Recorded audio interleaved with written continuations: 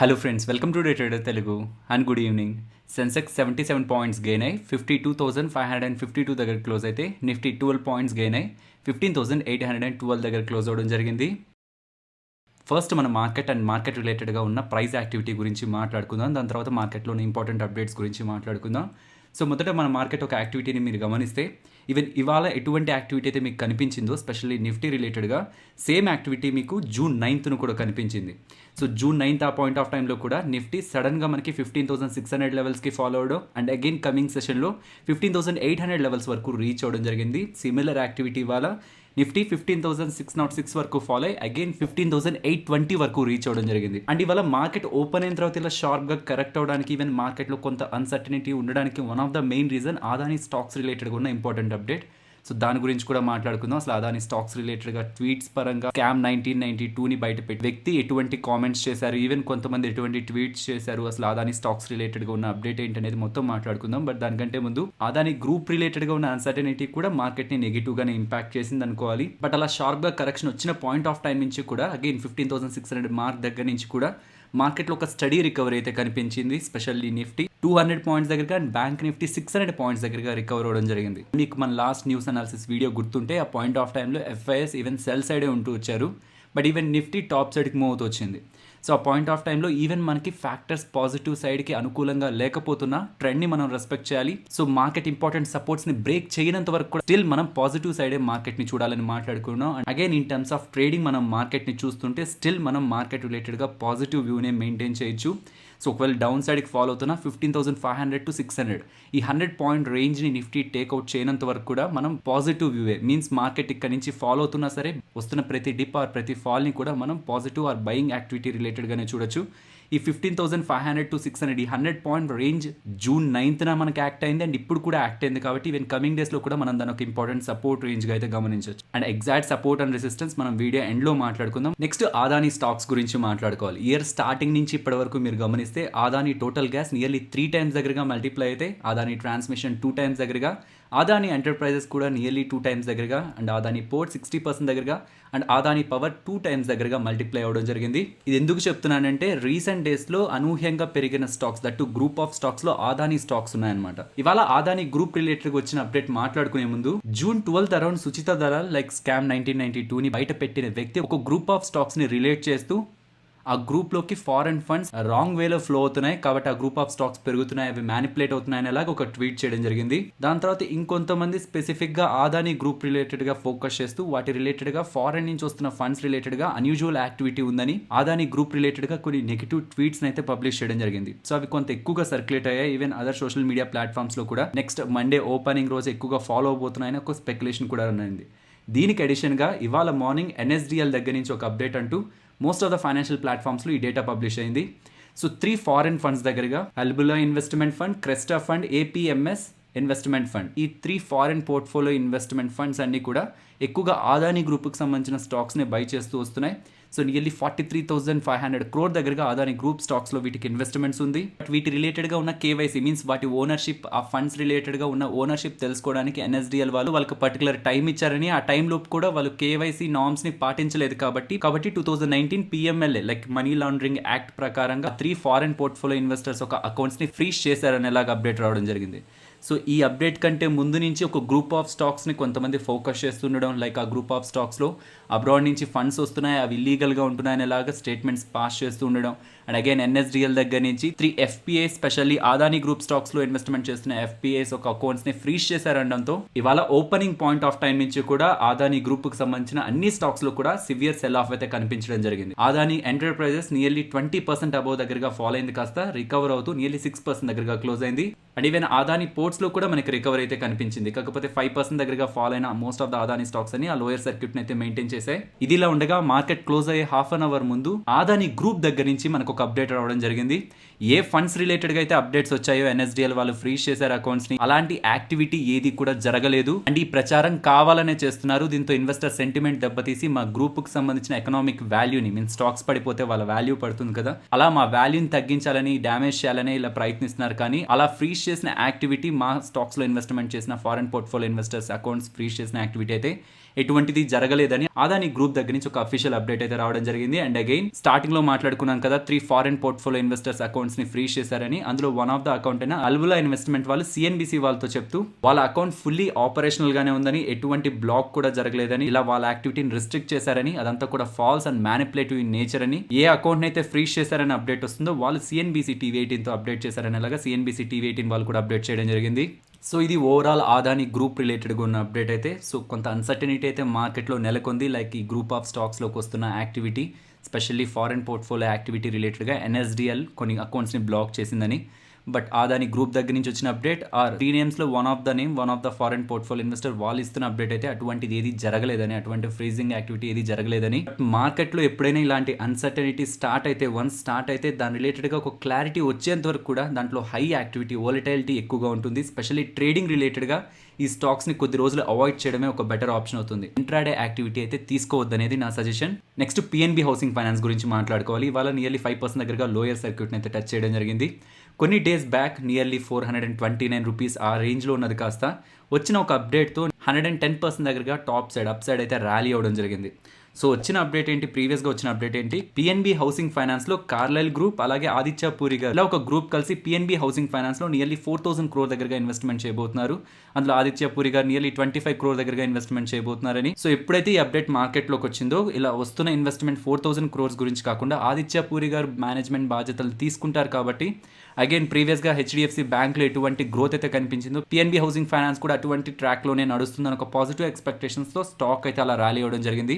Because ఆ 4,000 crores దగ్గరగా investment చేస్తారన్నది 390 rupees per షేర్లో. But అలా వస్తున్న ఇన్వెస్ట్మెంట్ తర్వాత ఆదిత్య పూరి గారు బాధ్యతలు తీసుకుంటారు కాబట్టి ఒక స్ట్రాంగ్ రికవరీ కంపెనీలో కనిపిస్తుంది నాకు ఎక్స్పెక్టేషన్స్తో. 390లోనే ఇన్వెస్ట్మెంట్స్ వస్తున్నా నియర్లీ 900 రూపీస్ వరకు కూడా స్టాక్ ర్యాలీ అవ్వడం జరిగింది. బట్ రీసెంట్గా మల్టిపుల్ అప్డేట్స్ ఈ పిఎన్బి హౌసింగ్ ఫైనాన్స్ రిలేటెడ్గా రావడం జరిగింది. అందులో ఉన్న ఒక్కొక్క అప్డేట్ని మాట్లాడుకుంటూ వస్తే conflict of interest like PNB housing finance board A board అయితే ఇది క్లియర్ చేసిందో, ఈ డీల్ని క్లియర్ చేసిందో, సో ఎవరైతే ఈ డీల్ని క్లియర్ చేశారో వాళ్ళకి అండ్ ఈ డీల్లో భాగంగా ఎవరైతే ఇన్వెస్ట్మెంట్ చేస్తున్నారో వాళ్ళకి రిలేషన్ ఉండడం కారణంగా కాన్ఫ్లిక్ట్ ఆఫ్ ఇంట్రెస్ట్ ఉందని, అండ్ ఈవెన్ ఈ డీల్ రిలేటెడ్గా సెబీ వాళ్ళు ఇన్వెస్టిగేషన్ చేయబోతున్నారని, అండ్ ఈవెన్ ఈ 4,000 crores ఇన్వెస్ట్మెంట్ రిలేటెడ్గా వాల్యుయేషన్ లైక్ 390 రూపీస్ పర్ షేర్లో ఈ కంపెనీలో ఉన్న షేర్స్ని కొనబోతున్నారని అప్డేట్ ఉంది కదా. ఆ వాల్యుయేషన్ రిలేటెడ్గా కూడా క్లారిటీని ఎక్స్చేంజెస్ అయిన బిఎస్సి వాళ్ళు పిఎన్బి హౌసింగ్ వాళ్ళని అడిగారని. సో డీల్ రిలేటెడ్గా కొంత అన్సర్టనిటీ లైక్ ఎక్స్చేంజెస్ దగ్గర నుంచి కానీ ఈవెన్ సెబీ వాళ్ళు కూడా ఇన్వెస్టిగేషన్ చేయబోతున్నారని ఇలాంటి అప్డేట్స్తో స్టాక్ నియర్లీ 5% దగ్గరగా లోయర్ సర్క్యూట్లో క్లోజ్ అవ్వడం జరిగింది. నెక్స్ట్ బిహెచ్ఈఎల్ గురించి మాట్లాడుకోవాలి. ఇవాళ ఒక పాయింట్ ఆఫ్ టైంలో నియర్లీ 18% దగ్గరగా స్టాక్ అయితే ఫాలో అవడం జరిగింది. దీనికి రీజన్ June 11th బిహెచ్ఈఎల్ వాళ్ళు రిజల్ట్స్ని పోస్ట్ చేశారు. ఆ రిజల్ట్స్ వీక్గా ఉన్నాయి. ఓవరాల్ నెంబర్స్ని మాట్లాడుకుంటే రెవెన్యూస్ 47% దగ్గరగా గ్రో అయ్యాయి ఇయర్ ఆన్ ఇయర్లో. కాకపోతే నియర్లీ 1,800 crore దగ్గరగా వీళ్ళు ప్రావిజన్స్ చేశారు. వీళ్ళ బ్యాలెన్స్ షీట్లో ఉన్న లిక్విడేటెడ్ డ్యామేజెస్ అలాగే బ్యాడ్ డెట్స్ని క్లియర్ చేసేందుకు నియర్లీ 1,800 crore దగ్గరగా వీళ్ళు ప్రావిజన్స్ చేయడంతో even revenues year on year కంపారిజన్లో 47% దగ్గరగా గ్రో అయినా ఓవరాల్గా వీళ్ళు నెట్ లాస్ నియర్లీ 1,036 crores దగ్గరగా పోస్ట్ చేయడం జరిగింది. స్పెషల్లీ బిహెచ్ఈఎల్ లాంటి కంపెనీస్కి ఆర్డర్ ఫ్లోని కూడా గమనిస్తుంటారు. ఇది ఇయర్ ఆన్ ఇయర్ కంపారిజన్లో 31% దగ్గరగా డ్రాప్ అవడం జరిగింది.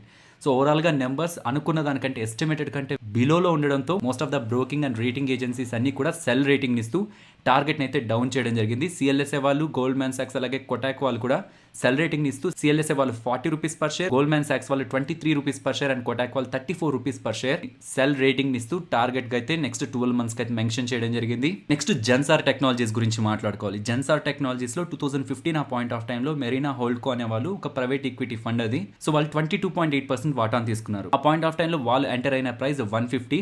కాకపోతే వాళ్ళకి సంబంధించిన 22.8% వాటాలో నియర్లీ 11% దగ్గరగా వాటా మీన్స్ నియర్లీ 2.3 crore షేర్స్ దగ్గరగా బ్లాక్ డీల్స్లో సెల్ చేయడం జరిగింది. సో ఒకేసారి ప్రైవేట్ ఈక్విటీ ప్లేయర్ బ్లాక్ డీల్స్లో వాళ్ళకున్న వాటాని సెల్ చేసేసరికి స్టాక్ ఓపెనింగ్ సెషన్ నుంచి ఫాలో అవుతూ నియర్లీ 6% దగ్గరగా నెగిటివ్లో అయితే క్లోజ్ అవడం జరిగింది. నెక్స్ట్ DCM శ్రీరామ్ గురించి మాట్లాడుకోవాలి. వీళ్ళు June 29th బోర్డు సమావేశం ఏర్పాటు చేసుకొని షేర్ స్ప్లిట్ రిలేటెడ్గా ఒక అప్డేట్ చేస్తారంటున్నారు. సో షేర్ స్ప్లిట్ అనగానే స్టాక్ ప్రైస్ తగ్గుతుంది అండ్ నెంబర్ ఆఫ్ షేర్స్ పెరుగుతాయి కాబట్టి ఇలాంటి అనౌన్స్మెంట్స్ వస్తాయన్న పాయింట్ ఆఫ్ టైం నుంచి కూడా స్టాక్ లో కొంత పాజిటివ్ యాక్టివిటీ అయితే ఉంటుంది. మీన్స్ దానికంటే ముందే స్టాక్ లో మనకి ర్యాలీ అయితే కనిపిస్తుంది. And after stock split previous గా ఉన్న స్టాక్ స్ప్లిట్స్ ని అనాలిసిస్ చేస్తే ఆఫ్టర్ స్టాక్ స్ప్లిట్ మనకి స్టాక్ లో కరెక్షన్ కనిపిస్తూ ఉంటుంది. సో ఇవాళ వీళ్ళు అప్డేట్ చేస్తున్నది June 29th స్టాక్ స్ప్లిట్ రిలేటెడ్గా వీళ్ళు అప్డేట్ చేస్తారని. నెక్స్ట్ ఐటీసీ గురించి మాట్లాడుకోవాలి. ఈవెన్ ఐటీసీ అనే కాదు most of the tobacco company రిలేటెడ్గా అయితే ఒక నెగిటివ్ అప్డేట్ ఇవాళ మార్నింగ్ రావడం జరిగింది. నార్మల్గా టొబాకో ప్రొడక్ట్స్ని బయట చిన్న చిన్న షాప్స్ పెట్టుకొని కూడా సెల్ చేస్తుంటారు. కాకపోతే ఇప్పుడు యూపీలో ఒక కొత్త చట్టాన్ని తీసుకొస్తున్నారు. ఎవరైనా టొబాకో ప్రొడక్ట్స్ని బయట సెల్ చేయాలంటే వాళ్ళు కంపల్సరీగా లైసెన్స్ని హోల్డ్ చేయాలని.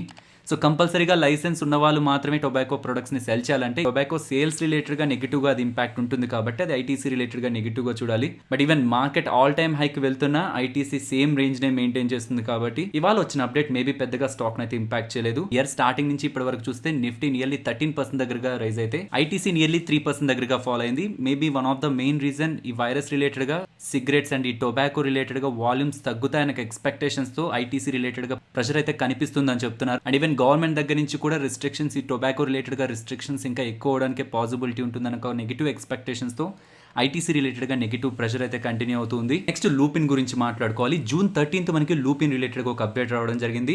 యూఎస్ఎఫ్డిఏ వాళ్ళు ఒక వార్నింగ్ లెటర్ని లూపిన్కి సంబంధించిన సోమర్సెట్ న్యూ జెర్సీ ఫెసిలిటీ రిలేటెడ్గా యూఎస్ఏ ఫెసిలిటీ రిలేటెడ్గా మ్యానుఫ్యాక్చరింగ్ ఫెసిలిటీ రిలేటెడ్గా ఇష్యూ చేశారని. సో యూఎస్ఎఫ్డిఏ దగ్గర నుంచి వార్నింగ్ లెటర్ వచ్చిందంటే మనం దాన్ని నెగిటివ్గానే చూస్తాం. ఈవెన్ ఆ ఫెసిలిటీ నుంచి వీళ్ళకి వాళ్ళ ఓవరాల్ సేల్స్లో 5% సేల్స్ దగ్గరగా కాంట్రిబ్యూషన్ ఉందన్నమాట. సో ఇలా వచ్చిన ఈ అప్డేట్తో స్టాక్ ప్రైస్ నియర్లీ 3% దగ్గరగా నెగిటివ్గా అయితే క్లోజ్ అవడం జరిగింది. అండ్ ఈవెన్ ఒక పాయింట్ ఆఫ్ టైంలో యూకేలో ఆస్తమా రిలేటెడ్గా డ్రగ్ని మార్కెటింగ్ చేసేందుకు వాళ్ళకి ఆథరైజేషన్ కూడా లభించిందని అప్డేట్ అయితే రావడం జరిగింది. బట్ స్టిల్ వాళ్ళ మ్యానుఫ్యాక్చరింగ్ ఫెసిలిటీ రిలేటెడ్గా వార్నింగ్ లెటర్ యూఎస్ఎఫ్డిఏ దగ్గర నుంచి రావడం స్టిల్ అగైన్ వచ్చిన పాజిటివ్ అప్డేట్తో కూడా స్టాక్ ఎక్కువగా అయితే రికవర్ అవ్వలేదు. నెక్స్ట్ ఐపీఓస్ గురించి మాట్లాడుకోవాలి. వాళ్ళు శ్యామ్ మెటాలిక్స్ అలాగే సోనా కామ్స్టార్ ఐపీఓస్ అయితే ఓపెన్ అవడం జరిగింది. సో జూన్ 14th నుంచి ఓపెన్ అవడం జరిగింది. సోనా కామ్స్టార్ ఐపీఓనే సైజే పెద్దది కాబట్టి వాటి రిలేటెడ్గా సబ్స్క్రిప్షన్ డేటా కొంత వీక్గా ఉంది. వేరే శ్యామ్ మెటాలిక్స్ రిలేటెడ్గా subscription data compare with Sona Comstar Shyam Metalics subscription data బెటర్గా ఉంది. అండ్ గ్రే మార్కెట్ ప్రీమియం మాట్లాడుకుంటే శ్యామ్ మెటాలిక్స్ రిలేటెడ్గా 50% దగ్గరగా లిస్టింగ్ గెయిన్స్ రావడానికి పాసిబిలిటీ ఉందని గ్రే మార్కెట్లో డిమాండ్ అయితే కనిపిస్తుంది. అండ్ ఈ 4 ఐపీఓస్లో సెకండ్ ప్లేస్లో దొడ్ల డైరీ ఉంది. నియర్లీ 35% దగ్గరగా లిస్టింగ్ గెయిన్స్ రావడానికి పాసిబిలిటీ ఉందని. వేరే స్కిన్స్ అండ్ సోనా కామ్స్టార్ రిలేటెడ్గా grey market premium less than 5% దగ్గరగా మెయింటైన్ అవుతుంది. ఇండివిజువల్గా ఒక్కొక్క వాటికి డెడికేటెడ్ వీడియోస్ కాకుండా ఈ 4 ఐపీఓస్ని కూడా కంబైన్ చేస్తూ ఒక వీడియోని అయితే ప్లాన్ చేస్తున్నాను. సో ఒక్కొక్క కంపెనీ రిలేటెడ్గా రికార్డ్ అయితే చేస్తున్నాను. ఆ రికార్డ్ అయ్యాక వాటి రిలేటెడ్గా ఎడిటింగ్ అయ్యాక అయితే నేను అది అప్లోడ్ చేస్తాను. సో 4 కంపెనీస్ రిలేటెడ్గా దాంట్లో డేటా ఉంటుంది. అండ్ ఈ ఐపీఓస్ని షార్ట్ టర్మ్ అలాగే లాంగ్ టర్మ్స్ రిలేటెడ్గా మనం ఎలా చూడొచ్చు అనే దాన్ని కూడా నేను ఆ వీడియోలో అయితే అప్డేట్ చేశాను. Mostly as soon as possible మీకు అది మన ఛానల్లో అప్లోడ్ అవుతుంది. నెక్స్ట్ నిఫ్టీ అలాగే bank Nifty support and resistance మాట్లాడుకుందాం. ఇక్కడ నుంచి ఫాల్ అయితే ఫస్ట్ లెవెల్ ఆఫ్ సపోర్ట్గా 15,750 గమనిస్తున్నాను. అక్కడ నుంచి కూడా ఫాలో అవుతుంటే 15,630 అండ్ ఇక్కడ నుంచి టాప్ సైడ్కి మోతుంటే 15,930. ఫాల్ లెవెల్ బ్రేక్ అయితే 16,020 అండ్ బ్యాంక్ నిఫ్టీ సపోర్ట్ ఇమీడియట్గా 34,640 and resistance 35,280. And next option chain data అని గమనిద్దాం. ఇప్పుడు మీరు చూస్తున్నది 24th June monthly expiry contract data.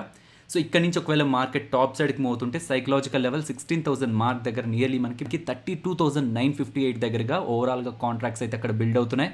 So major level psychological and ఓవరాల్గా కాంట్రాక్ట్స్ కూడా వీక్లీ అలాగే మంత్లీ ఎక్స్పైరీలో బిల్డ్ అవుతున్నాయి కాబట్టి ఇమీడియట్గా మనం 16,000ని రెసిస్టెన్స్గా అయితే గమనించవచ్చు. అండ్ ఇక్కడ నుంచి డౌన్ సైడ్కి చూస్తుంటే 15,700 15,600 దగ్గర మనకు ఓవరాల్గా కాంట్రాక్ట్స్ బిల్డ్ అవుతున్నా ఈవెన్ ఇంట్రాడేలో అండ్ ఓవరాల్గా మనకి స్ట్రాంగ్గా బిల్డ్ అవుతున్న లెవెల్ అయితే 15,500. సో ఇక్కడ నుంచి డౌన్ సైడ్కి వెళ్తుంటే 15,500 మార్క్ బ్రేక్ అవ్వదని పుట్ రైడర్స్ అయితే బిలీవ్ చేస్తున్నారు.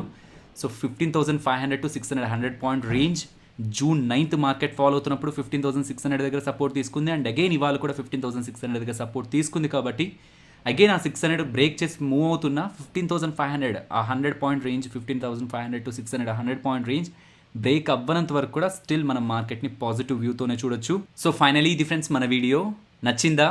నచ్చితే వీడియోని లైక్ చేయండి ఫ్రెండ్స్. అండ్ ఈ వీడియో మన వాళ్ళకి యూజ్ అవుతుంది అనుకుంటే తప్పకుండా షేర్ చేయండి. అండ్ మన ఛానల్ని సబ్స్క్రైబ్ చేయనట్లయితే ఛానల్లో ఉన్న కంటెంట్ని గమనించండి. ఇఫ్ ఆ కంటెంట్ మీకు ఇంట్రెస్టింగ్గా అనిపిస్తుంటే ఛానల్ని సబ్స్క్రైబ్ చేసి పక్కనే ఉన్న బెల్ ఐకాన్ క్లిక్ చేయండి.